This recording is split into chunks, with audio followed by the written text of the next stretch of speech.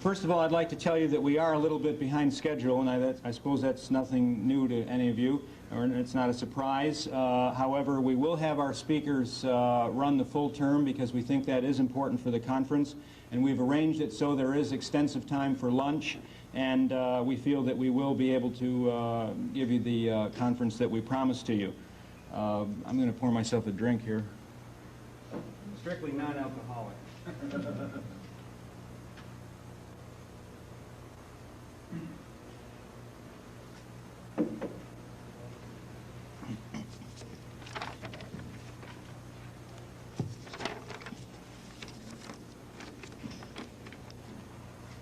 Mind control and people control, the technology of psychological warfare.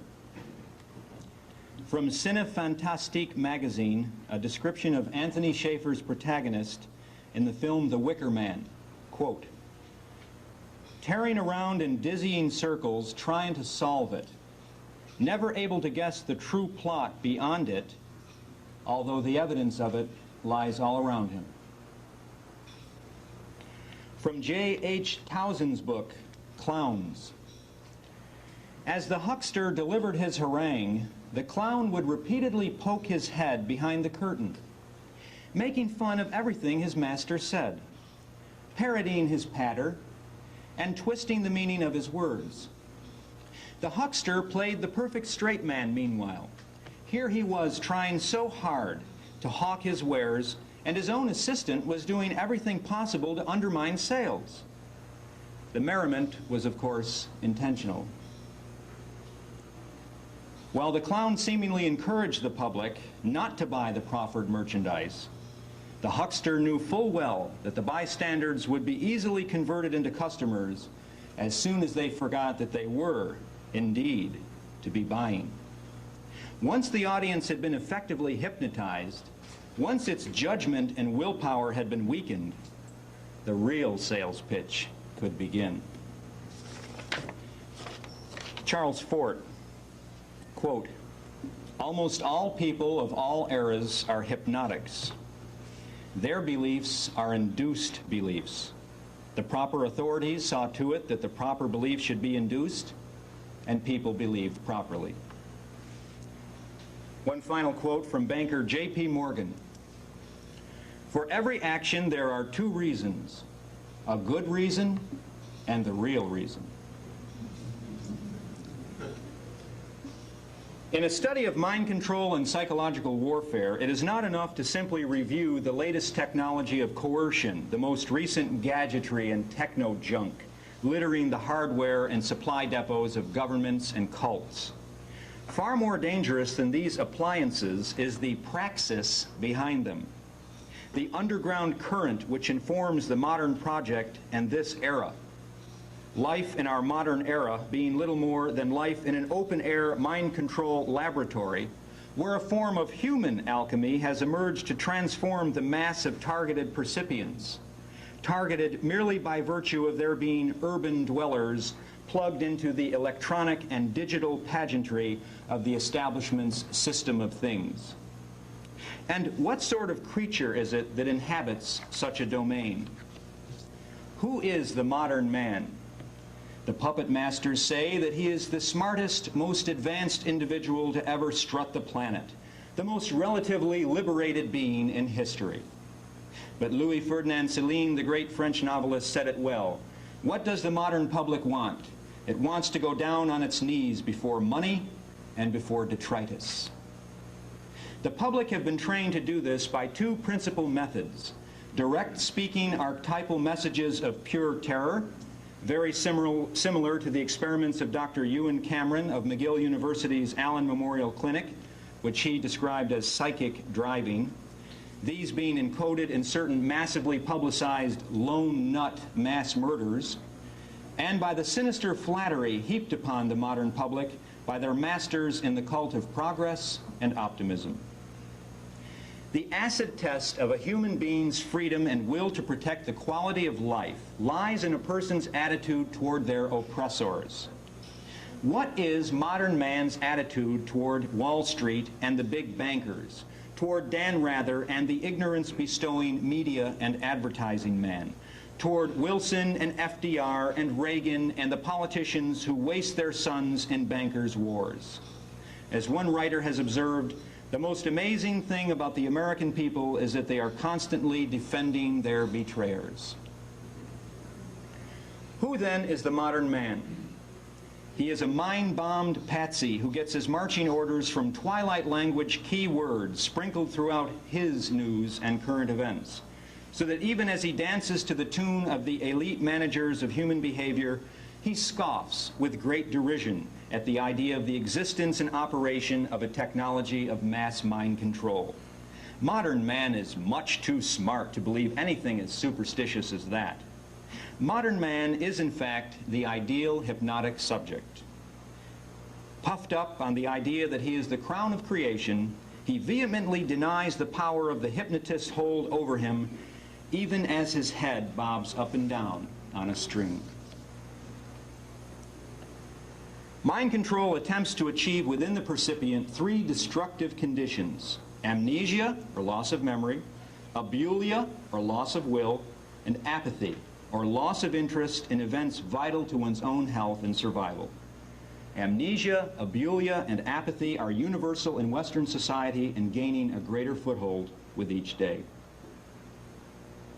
I doubt any medieval peasant would have much difficulty in feeling a sense of foreboding and even terror in the face of the Soviet hammer and sickle symbol. Yet some modern literate people obviously don't know a thing about what that symbol represents, except on the most profane level as the implements of the farmer and the worker.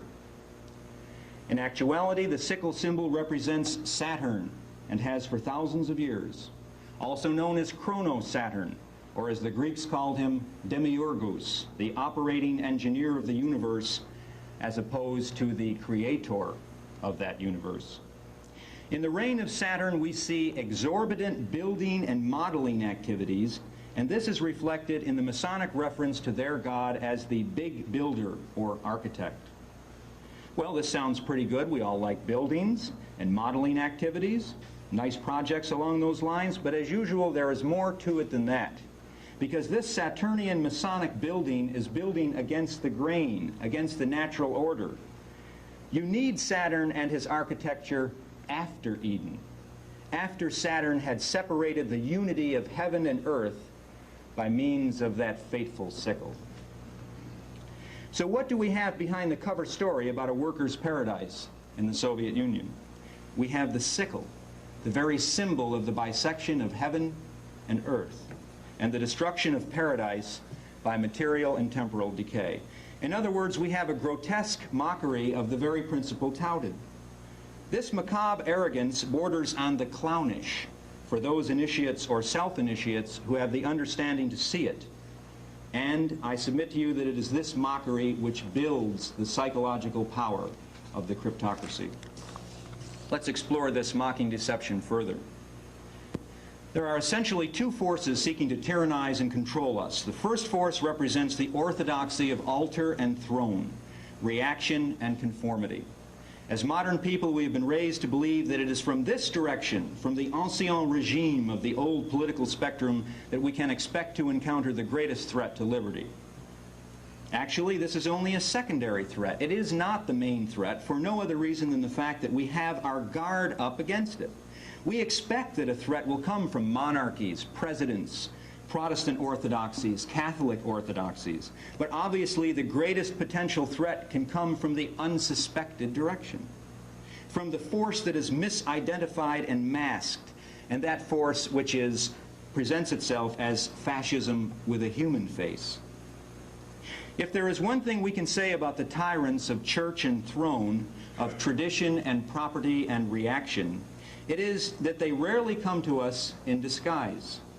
Their ceremonies are often vainglorious and pompous, but the core of their belief system, a credo they do not hide from their subjects, is the bad news about human nature.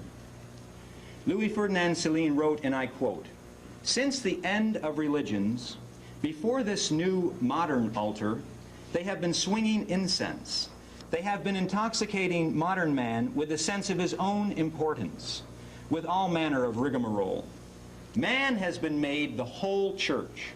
No longer can he see anything with clear eyes. He is cracked.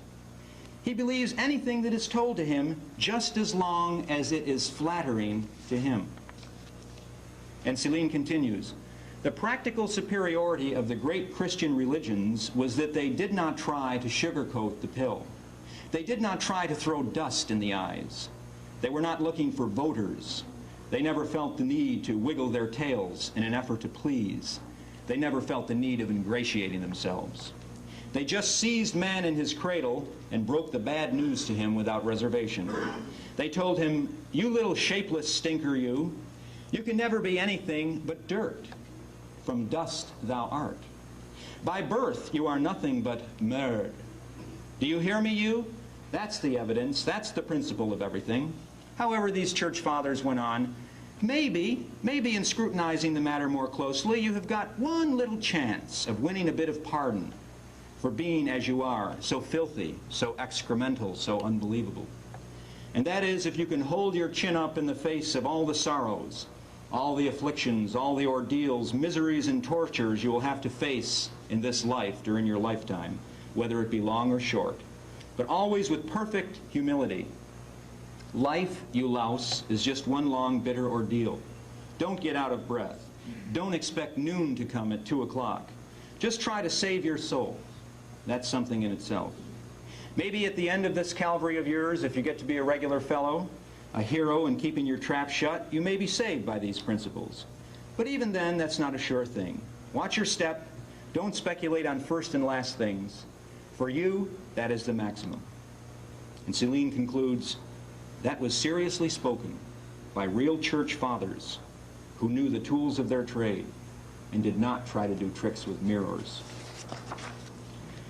We can see from Celine's colorful prose that 20th century populism and 20th century conservatism are actually thoroughly modern and are really bridges toward the mocking deception, toward that tyranny that we have been taught to actually revere as the source of our liberation.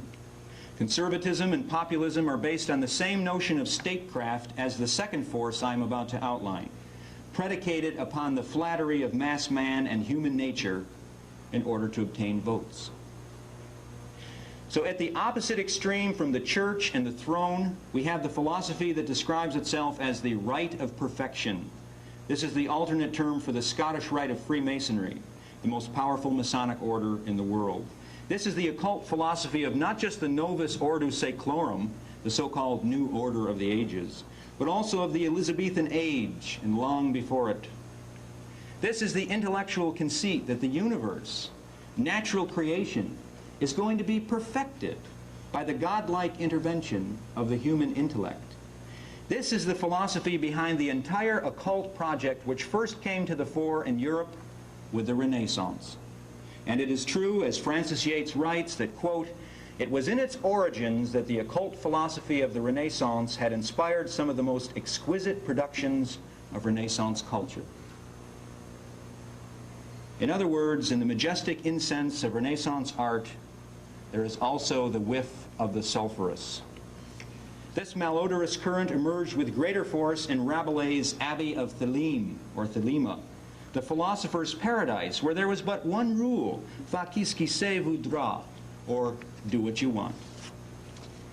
Look at the mocking arrogance behind this claim of Rabelais. He, like his occult forebears, is a Saturnian, a follower of the scythe wielder, who is, in allegory, the first to have chopped and disconnected the unity between heaven and earth. But now Rabelais comes forward as a spokesman for Renaissance enlightenment, offering us a utopia.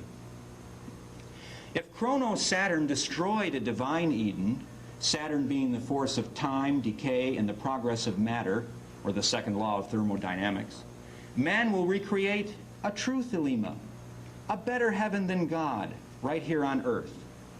And that, in sum, is the cover story that maintains cachet for this other force, opposed to altar and throne, to this day. It is between two ideologies that we have been pulled in Western history, between the monumental autocracy of the church, the monarchy, reaction and folk tradition at one end, and the alleged anarcho-libertarian, Gnostic, Masonic heresiarchs at the other, who only want freedom and love and toleration for all of us.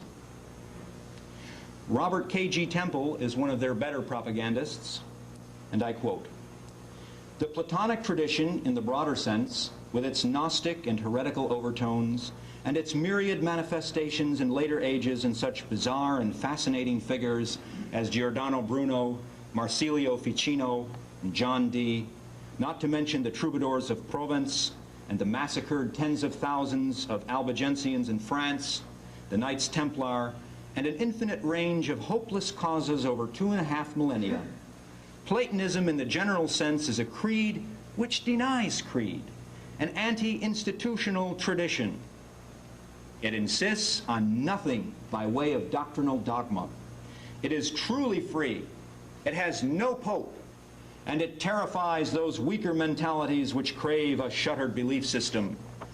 They always try to destroy it, but succeed only in destroying individuals and individual movements within the larger tradition." End quote from Robert K.G. Temple.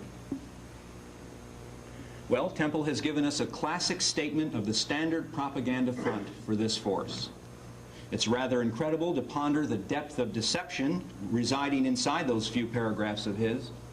We observe, first of all, a martyrology and a victimhood established. The persecuted freedom lovers, massacred, hounded, destroyed. Implicit in that ridiculously one-sided caricature is the notion of blamelessness, nonviolence, and toleration on the part of this exalted academy. Well, no one would guess from Temple's propaganda that his heroes, among whom he numbers the Knights Templar, were directly responsible for unleashing one of the most insidious plagues upon Western civilization, a plague countless reformers have given their lives to attempt to overthrow.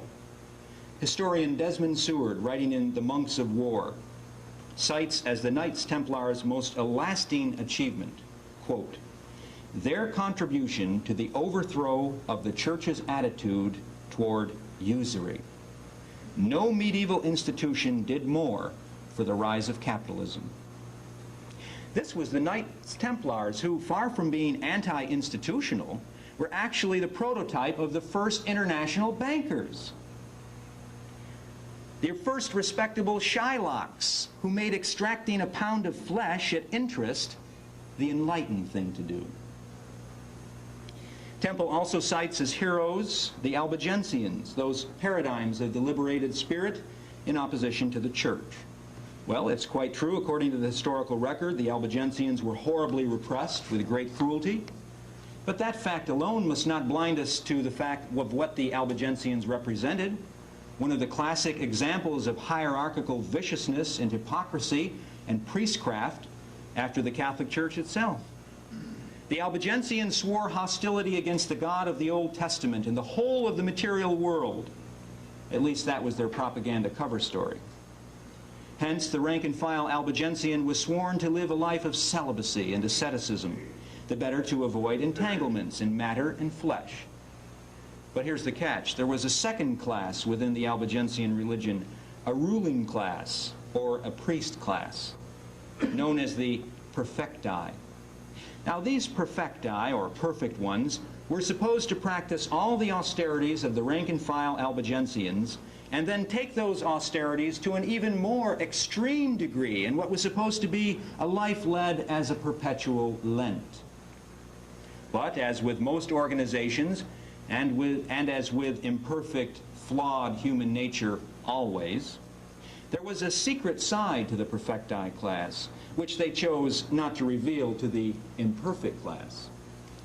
Since this priest class was perfect, they were above the law, and therefore the perfecti in reality practiced all forms of bodily pleasure and debauch with abandon.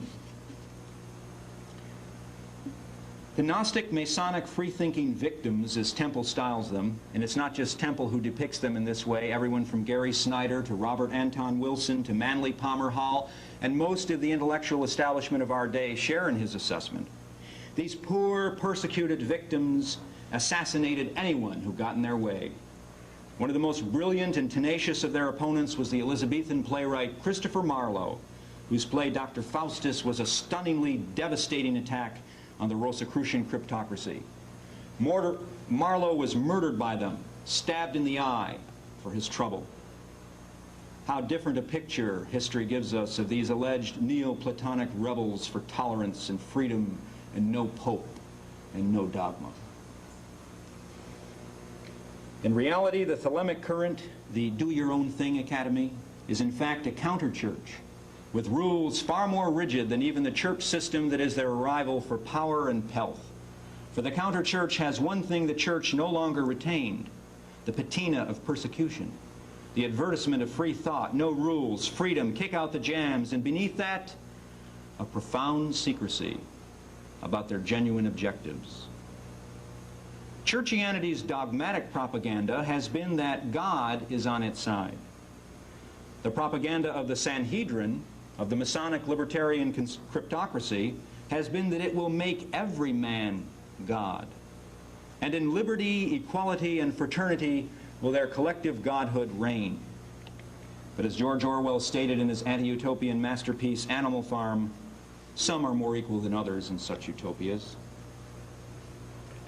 Returning now to our original question of which is more dangerous a threat to individual autonomy and natural order, the threat from the tragicomic opera generals, kings, and churchmen who make no secret of their pretensions to glory and rule and the desire to dominate, or those other generals, kings, and tyrants who advance their rule under the mask of free thought, victimhood, equality, and heaven on earth.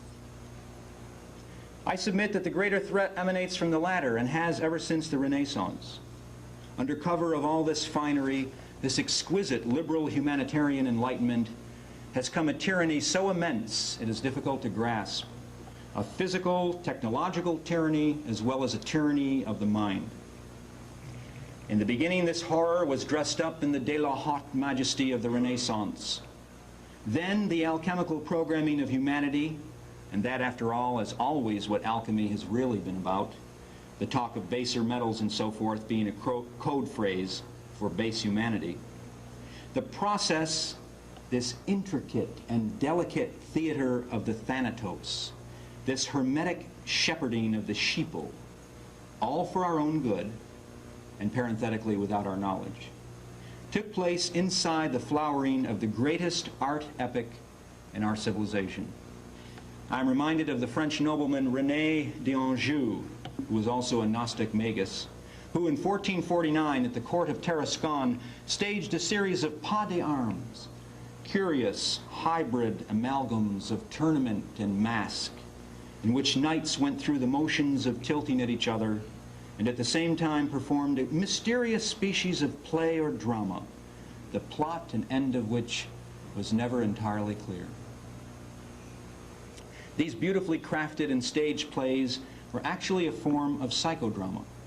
Those who watched or partook of the ceremony were subtly influenced by these dramatic rituals. Nowadays, the engineering of the mind and the transformation of humanity is not quite as edifying or nearly as artistic. The contemporary programming of humanity is now accomplished by means of cheap dialogue and scenery, as mundane and mediocre as magazine advertisements for whiskey, as Dr. Wilson Bryan Key has documented in his book Subliminal Seduction, whereby the horrid figures of the dance macabre are scattered microscopically in ice cubes inside whiskey ads. The conscious mind doesn't perceive these, but the subconscious does.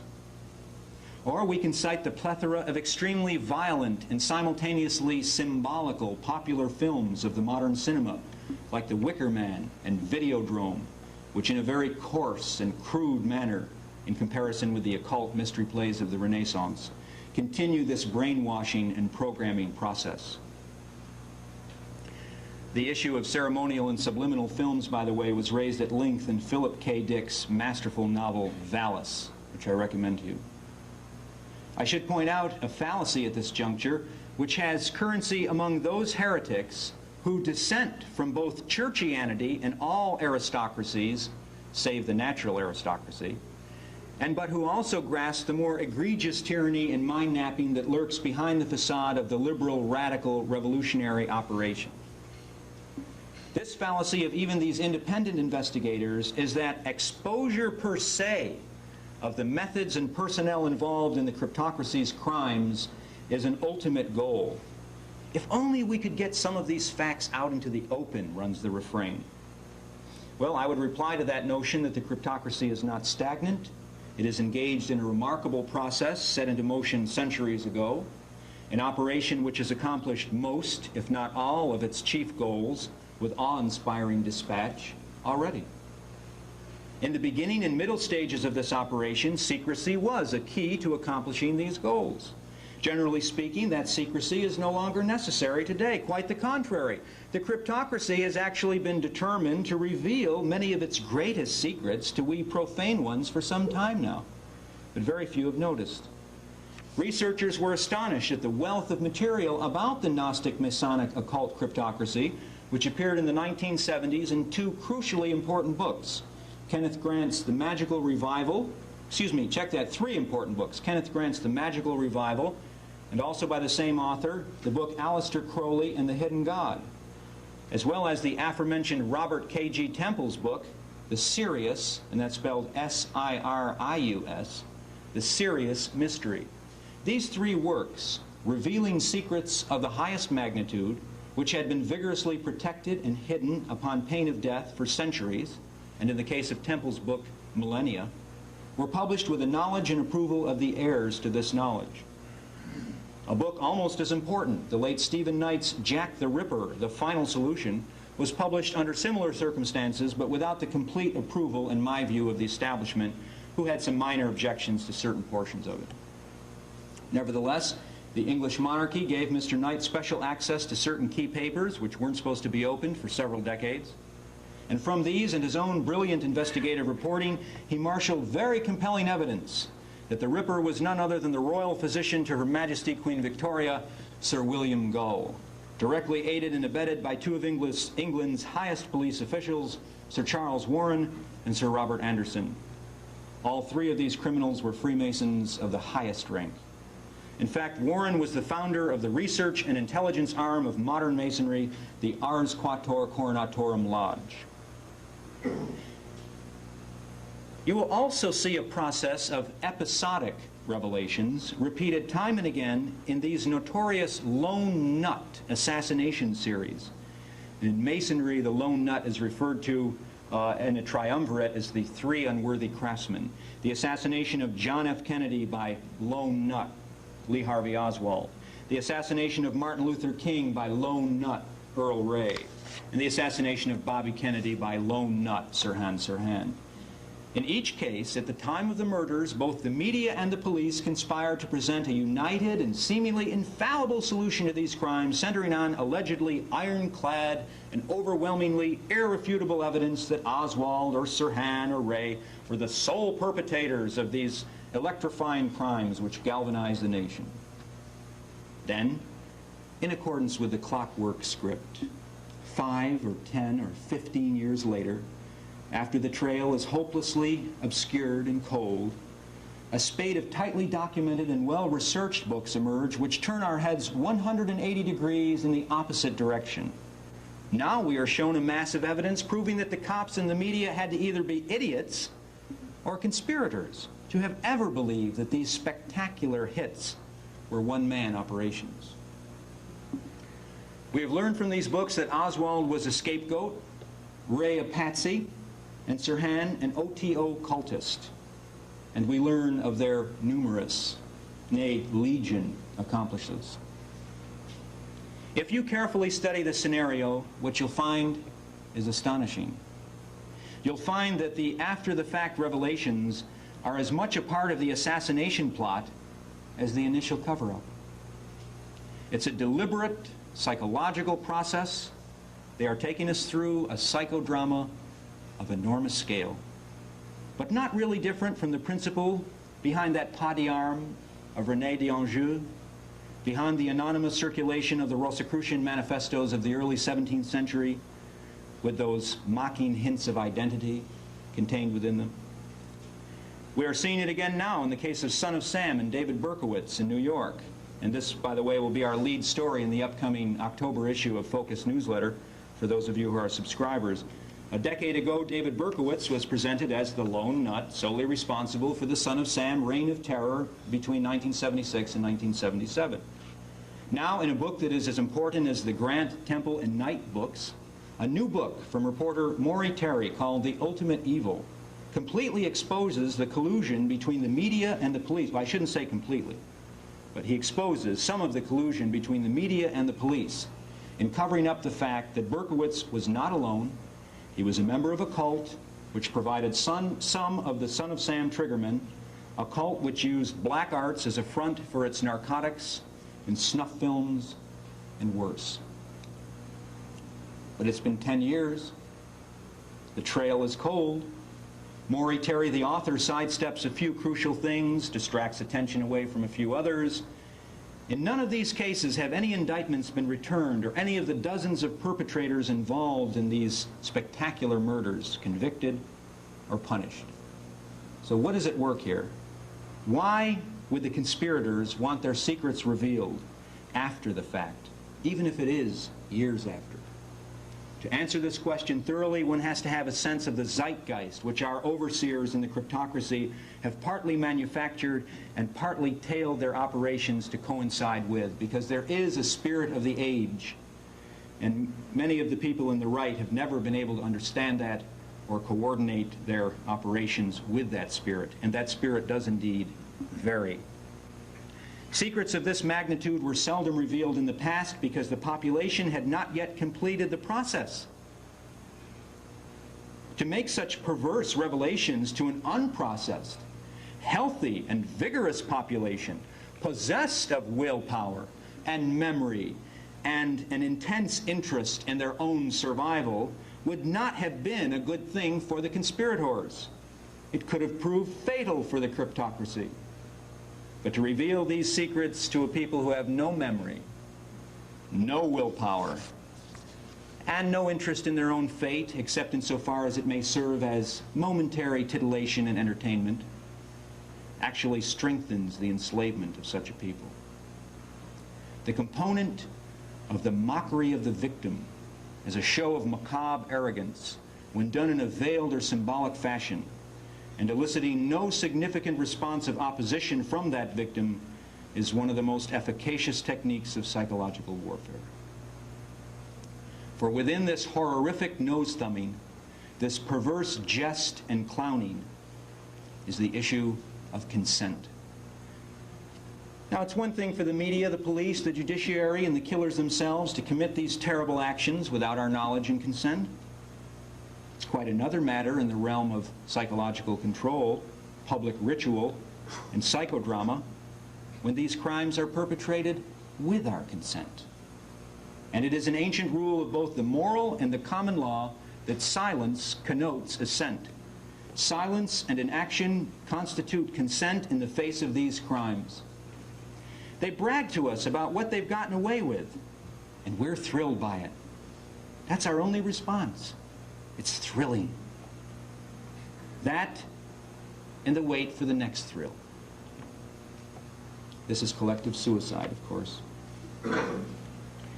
This is why the general principle of exposing the conspirators, when blindly applied, is bankrupt. Exposure per se, without a strategy, is worse than useless. It actually plays into the hands of the conspirators. And by the way, to whom are you making this exposure? Exposure presupposes an audience of human beings who will fight, react, remember. I remember Bud Dwyer's suicide on television. The Pennsylvania official prefaced that televised act with a quote from his associates, who told him that, Bud, if you try to expose the wrongdoing, the American people have become so jaded about routine investigations into political corruption on TV's 60 Minutes and 2020, it's no use.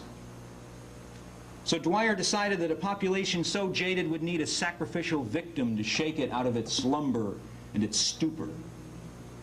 But Dwyer's televised self-immolation did no such thing, did it? Instead, it became, like virtually everything else that appears on television, a trivialized part of the entertainment extravaganza, and very little more. It merely raised the stakes for the next human life to exceed in terms of violence and horror and brutalization as public fare. As I stated at the outset, I do not share the conceit about modern man being the best and the brightest human in history. I believe we have devolved, if anything, and while modern man is stuffed full of a tremendous amount of data of varying degrees of inanity, he is actually approaching the level of the subhuman. I submit that this process is the result of the imposition of a carefully orchestrated process of human alchemy wrought through public events which our controllers would like us to believe have nothing to do with mass psychology and everything to do with merely workaday buying and selling, civics, politics, political science, and money changing. Well, perhaps it is that the elite are mad. Perhaps that's all they are. But if they are mad, and they really do believe in their own hallucinations, then we may still wish to pay attention to these, to see what form these have taken and will take. Because these mad would-be shepherds and controllers have method in their madness and a great deal of power. They may be found in the boardrooms of our corporations, our Pentagon, our White House. Take a brief break.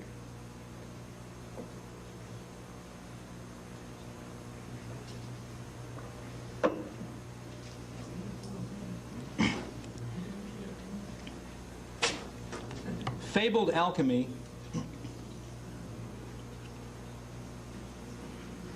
Yeah, just turn it over, Munford.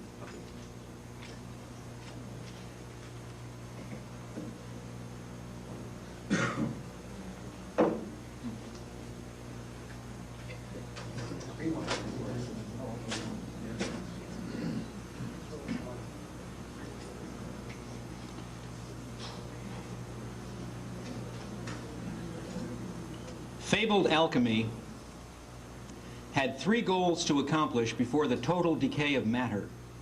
The total breakdown we are witnessing all around us was fulfilled.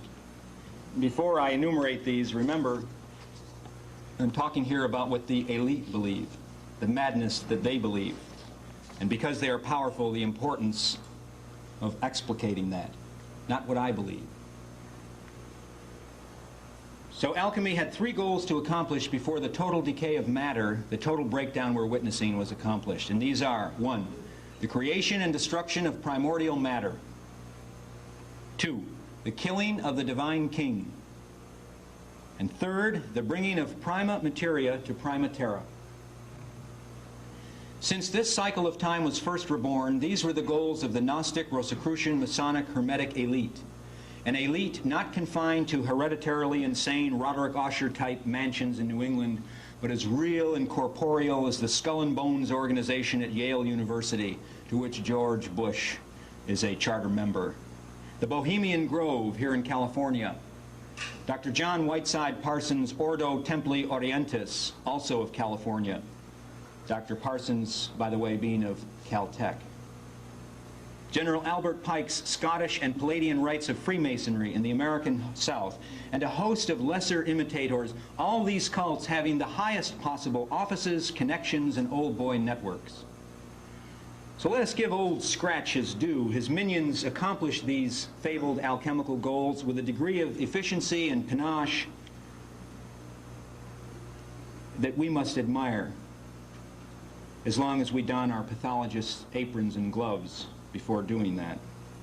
The creation and destruction of primordial matter was accomplished at the Kabbalistic White Head, at White Sands, New Mexico, at the Trinity site, at the beginning of the ancient road known as the Jornada del Muerto, or Journey of Death, when the first atomic bomb was exploded. That's the creation and destruction of primordial matter in alchemy. The killing of the divine king was ritualistically accomplished on the 33rd degree of parallel latitude, near the Trinity River and the Triple Underpass, on a street known to the people as Bloody Elm Street, in an area known as Dealey Plaza, the site of the first Masonic temple in Dallas, with the shattering of the head of the King of Camelot, President John Fitzgerald Kennedy. And the bringing of prima materia to prima terra was accomplished in 1969 with the Apollo flight to the moon and the returning to Earth of moon rocks, which have gone on to be used in various rituals of no mean significance. By the way, the Phoenix landing module was jettisoned into the sun in a kind of alchemical marriage of sun and moon. Freemason and astronaut Lieutenant Colonel Edwin A. Buzz Aldrin brought with him to the moon the two-headed eagle flag of the Knights Templar, which is now on display at the Masonic Lodge in Washington, D.C. The final objective, after these three have been realized, the fabled goal of the Western mystery religion, is known in alchemy as must be. It is also known as the revelation of the method. It is also known as the making manifest of all that is hidden. It is a process we are in now.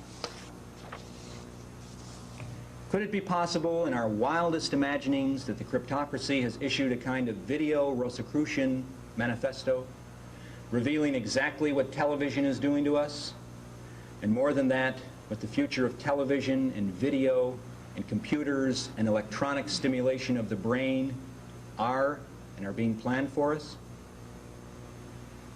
The name of the film is entitled Videodrome, directed by the Canadian David Cronenberg. Mr. Cronenberg has made two other films of note. One, Scanners, is about a team of assassins, and another is a version of a Stephen King novel which also encourages assassination of a candidate for political office. The following are direct quotes from Cronenberg's film Videodrome, which pits a cable TV independent who broadcasts sadomasochistic snuff films against a mysterious global corporation called Spectacular Optical. Quoting now from Videodrome. "We are entering savage new times." Quote from Videodrome. "The battle for the mind of North America will be fought in the video arena, the Videodrome." Quote from Videodrome. "Your reality is already half hallucination. If you're not careful, it will become total hallucination." Quote from Videodrome. "Massive doses of Videodrome signal will ultimately create a new outgrowth of the brain, which will produce and control hallucination to the point that will change human reality." In another scene, the movie shows the cable TV producer being fit with a flight simulation helmet similar to the one developed for the U.S. Air Force pilots by Thomas Furness, head of the helmet research program at Wright-Patterson Air Force Base in Ohio. The Wright-Patterson model, by the way, directs missiles by the direction of the helmet the pilot is facing, and you saw a demonstration of that in the U.S. attack on Libya, as you may recall. However, the prototype models, such as the one depicted in Videodrome, will feature a helmet that is really a mini movie theater, where the wearer is surrounded by a three-dimensional pictorial and audio display of the outside world, day or night. This display will be augmented by remote cameras that will feed pictures to the helmet wearer. In the dialogue of the Videodrome film, the helmet wearer asks his captor, who is forcing him to wear it, quote, "Will it hurt you?" To which his captor replies, "It won't hurt you. You might catch yourself sliding in and out of the hallucinatory state after this is all over. If you do, just relax and enjoy it. It will soon go away. But for now, I think you'll find a little video sadomasochism, ultraviolence, will be necessary to trigger off a good, healthy series of hallucinations. That's why our Videodrome show is so strange.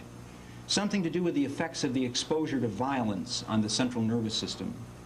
It opens up receptors in the brain, in the spine, and that allows the Videodrome signal to sink in." End quote. Researcher William Grimstad writes, quote, "It is the implantation of this illusory picture of the world into our minds, a process of widespread, indeed virtually universal hallucination, emerging from extremely circumscribed and elusive sources, that forms the major activity of the hidden powers." End quote. Ronald M. McRae, writing in the book Mind Wars from St. Martin's Press, declared that for the past 30 years, the Central Intelligence Agency, the departments of the Army, Navy, Air Force, and Marine Corps, as well as NASA and the Defense Intelligence Agency, have been deeply involved in occult and parapsychic research. McRae estimated the Pentagon spent $6 million on research to determine if the human brain can receive or transmit ELF, or extremely low frequency, ELF, radio waves. C.B. Baker, writing in the September 1987 issue of Youth Action News, cites ELF pulses in the 6 Hertz range as capable of producing extreme disorientation, stress, abulia, and the disruption of thinking processes. Dr. Russell Targ, a physicist with expertise in lasers, optics, and microwaves, working for a decade at SRI International on what he describes as a multi-million-dollar program of psychic research financed by the Department of Defense and U.S. intelligence agencies, said a major portion of his work dealt with the interface between the brain and the computer, bionic implants, and the creation of greater man-machine hookups.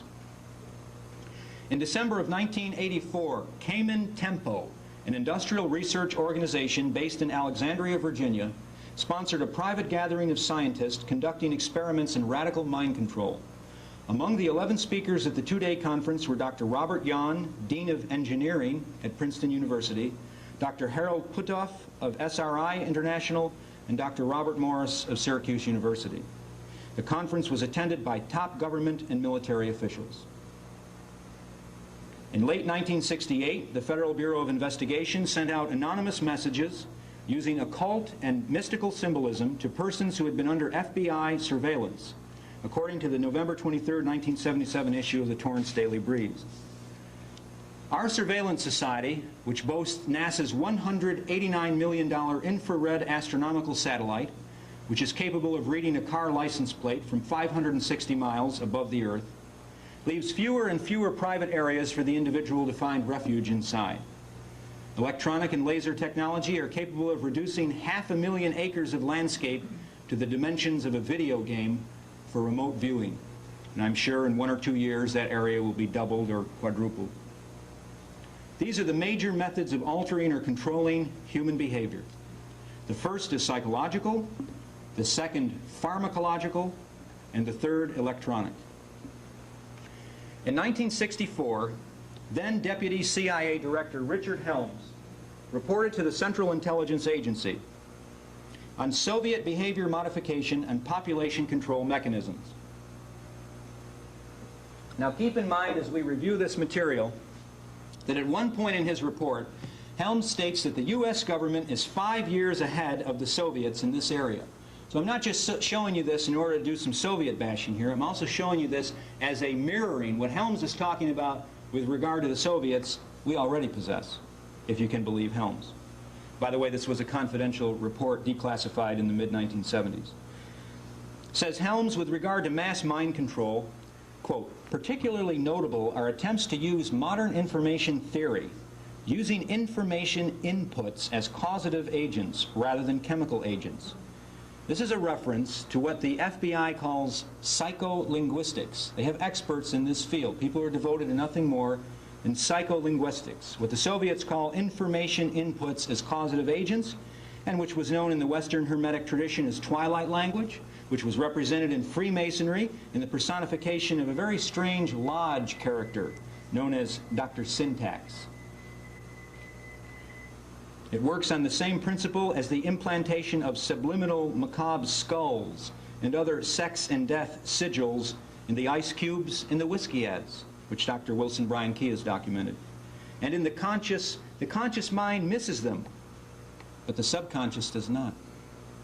Helms is referring to what the U.S. government calls the second signal system, whereby certain keywords recognized by the unconscious as words of power capable of generating sensations of fight or flight, terror, apprehension, and so forth, when these words are tied into scenarios, rituals, ceremonies, lone nut killings that are highly publicized, the process is continued. For example, in Son of Sam, you had a very strange letter written to Jimmy Breslin, which I feel the cult knew ahead of time Breslin would give maximum publicity to.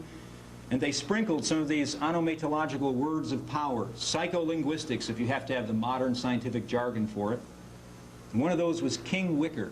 It was very interesting that that word happened to crop up. Time limitations forbid me to go into that, but if you make a study of sacrifices and ritual murders, you'll find King Wicker and Wicker cropping up repeatedly. Helms continues, current research indicates that the Soviets are attempting to develop a technology for controlling the development of behavioral patterns in accordance with politically determined requirements of their system.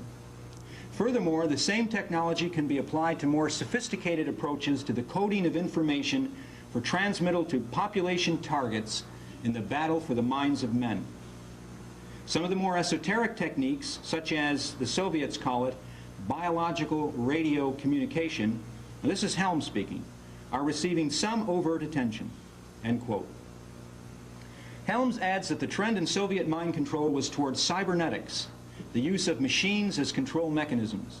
You should also be aware that Helms states, and I want to emphasize this sentence, quote, there is no evidence that the Soviets have any techniques or agents capable of producing particular behavior patterns which are not available in the West, end quote. In other words, what Helms is reporting about the Soviets is old hat here. According to researcher Walter Bauert, the term cyborg was coined in the mid-60s by C. Maxwell Cade and was first used to describe a human body or other organism whose functions are taken over by various electronic or electrochemical devices. Bauert continues, quote, it soon became clear to the cryptocracy that electronic brain stimulation held the greatest promise for specific selective mind control. Electronic stimulation of the brain, when used in conjunction with psychosurgery and behavior modification, offered unlimited possibilities. Human experimentation was undertaken in quest of the most reliable and absolute method of remote control of the mind. At the outset of this paper, I described the condition of modern man as that of a guinea pig forced to reside within the confines of a gigantic open-air alchemical mind control laboratory. That's quite an enormous statement. I'd like to document that for you. A powerful radio signal that may be affecting human health has been monitored in several Eugene, Oregon locations and in the air 3,000 feet above the city, proclaimed the Eugene Register Guard on March 26, 1978. The source of the radio signal is unknown. Thus did Eugene, Oregon become the first major population center to suffer the effects of electromagnetic biohazards. Shortly before the Register Guard printed the story, a middle-aged Eugene man named Walter Deposky came down with symptoms remarkably similar to those attributed to microwave sickness. He noted a strange vibration emanating from within his home. He heard voices. He could not sleep. He suffered burning of the cornea portion of the eye. University of Oregon industrial hygienist Marshall Van Oort, called upon to investigate Deposky's complaints, found that he suffered the same symptoms while in the man's home. The investigator. Disturbed, Van Oort recruited several local engineers to investigate. The engineers measured an unusual radio signal, which they determined to be capable of producing potential biohazards. After unsuccessfully dogging public health agencies to investigate the matter further, Van Oort broke the stories in the newspapers. The Eugene signal was described as a radio frequency pulse at 4.75 megahertz. It was recorded within at least 2 homes and at 3,000 feet above the city as well. The signal's strength was rated at 500,000 watts, 10 times the FCC radio license limit. The signal extended as far away as the next town in Corvallis.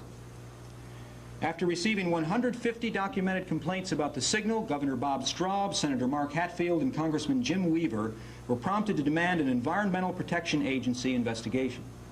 A data analysis by the State Health Department's Radiation Control Section determined that there was probable cause linking the complaints to the strange frequency. Said Clifford Schrock, a Textronic Incorporated radio frequency analyst who had written electronics manuals for the CIA and the National Security Agency, I was surprised. I'd never seen anything like it before. The people of Eugene, Oregon began to learn about EMR, electromagnetic radiation biohazards, in a hurry.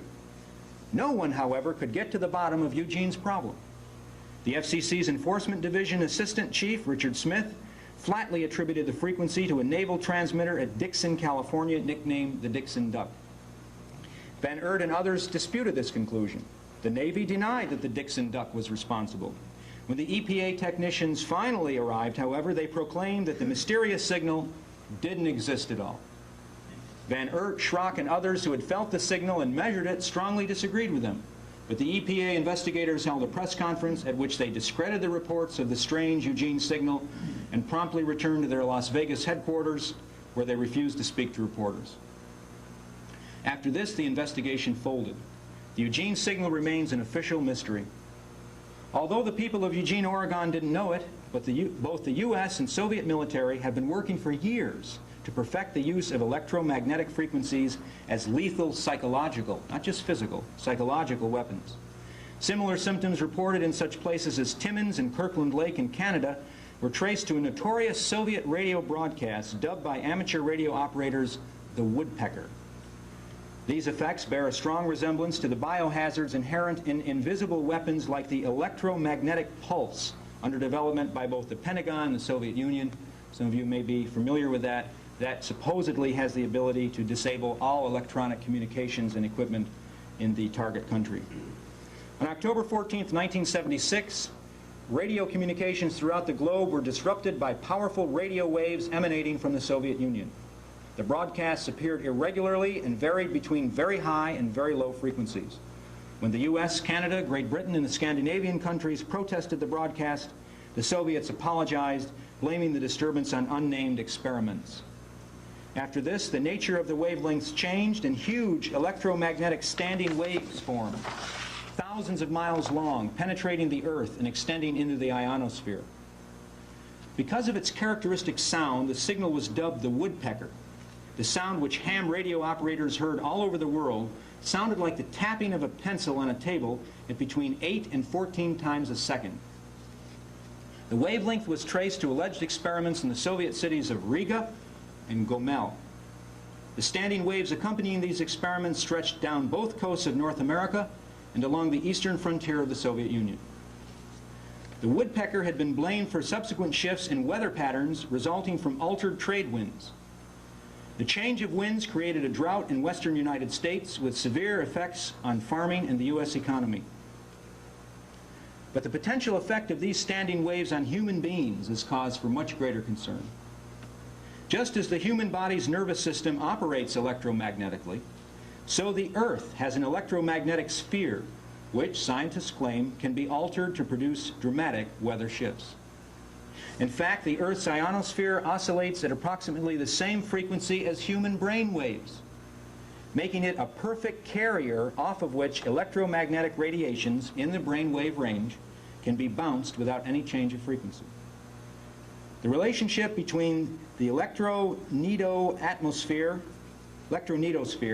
and the electromagnetic basis of the human body can be exploited as a strategic weapon. Everyone has experienced mental changes and emotional shifts during changes of weather. Imagine the power open to those who, by flicking a switch, could control the Earth's atmosphere and change not only the weather, but the brain waves of entire populations.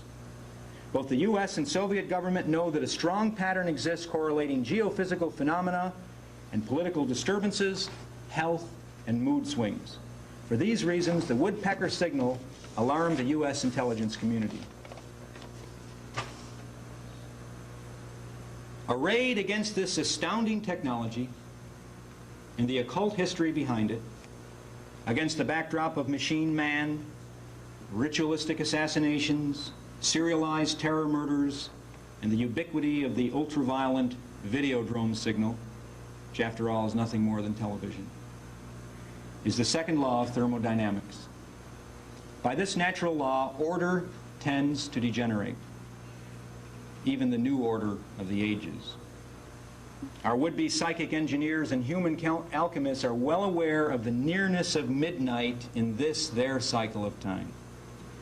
Within their own script, the crowning achievement, the jewel in the scepter of their conspiracy, which they have managed to project down the distant corridors of history from the mists of time, by their reckoning, this checkmating move will occur with the rebuilding of the so-called Third Temple of Solomon, where now stands the Islamic religion's third holiest shrine, the Dome of the Rock. Curiously, this is the goal not only of the fundamentalist Zionist so-called Christians, but also of the Masonic Order, which features graphic depictions of this temple and most of their critical symbolism. For this temple is itself the alchemical project in microcosm, the yin and yang of the Western mystery religions. On the one side, we see it supported by a pillar marked Boaz, representing the Kabbalistic Zohar, or Book of Splendor, as it is known to its enthusiasts, containing what they claim is the mystical knowledge of the hidden. At the other extreme, the temple is also supported by a pillar marked Joachim, representing the Babylonian Talmud, the rationalist, precise, legalistic, pharisaical aspect of this temple. It has been the power of the Kabbalah, with its knowledge of the mechanisms related to the inherent illusory quality of the material universe, which has informed the hyper-rational, bureaucratic, Talmudic agencies which have executed its mandates. The transmission of this temple symbolism, this great microcosm, into Christendom, into Freemasonry, and now emerging in the egregious form of TV evangelists. This came about through the great Renaissance alchemist Marsilio Ficino's co-conspirator Pico della Miranda. It was in 1486 that Pico went to Rome with his 900 theses, among which were the Kabbalistic theses. Recall that up until this point in the history of the West, the concept of man being subject to natural law had never been overthrown. Call that concept God, divine providence, or heaven's will as you like. It was understood to the foundation of Europe, and even the dignity of man, which became famous as Pico's Oration on the Dignity of Man, which became famous as the proclamation and manifesto of the Renaissance view of man and his position in the world, of the Renaissance magus, whose dignity is described in Pico's address. This magus was depicted as a lofty figure endowed with powers of operating on the world, of perfecting an as yet imperfect nature. Of course, these were not the original ideas of Pico della Miranda. These were Kabbalistic concepts. Pico had been initiated into this transmission by a Jewish Kabbalist who went under the moniker Flavius Mithridates. Historian Frances Yates, writing in her important book, The Occult Philosophy in the Elizabethan Age, states, and I quote, "What can have been Flavius' motive in thus encouraging and directing Pico towards his momentous adoption of Kabbalah into Christianity remains a problem, and one which awaits further investigation." End quote. Well, I submit to you that the answer to this momentous enigma is everywhere around us. Jesus Christ, in the apocryphal Gospel of Thomas, says, "The kingdom of heaven is upon the earth, and men see it not." Christ was referring to the natural order, the extravagant beauty, the very divinity of creation untampered. Arrayed against this has been the occult maxim that creation is not really divine or perfect, but it will be made so by the intervention and imposition of human brain power, the imposition of what that temple represents. That is the occult project arrayed against the divine creation, an insane egomania which has had to falsify human perception and control and distort our cognition. Their achievement has meant the destruction of nature and the buildup of an artificial world, as artificial as the chemicals in our air and our water and our soil, as artificial as the false simulated reality of the digital and electronic video computer universe which millions of people spend more and more time immersed within.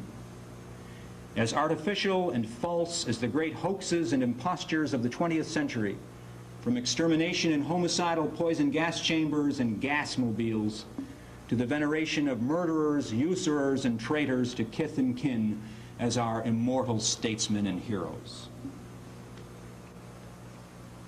We inherited a natural paradise, but men saw it not. An ersatz vision was implanted in their minds, the proper hypnotic belief, and people believed properly. Out of this artificial perception, the cryptocracy is rapidly creating a hell on earth. That hell will fulfill the last stage of the process of human alchemy on the Temple Mount in Jerusalem, probably an atomic fire on the 33rd degree of parallel latitude. Now, I don't wish to be misunderstood as being of that species which welcomes such a scenario. I don't. I work against it.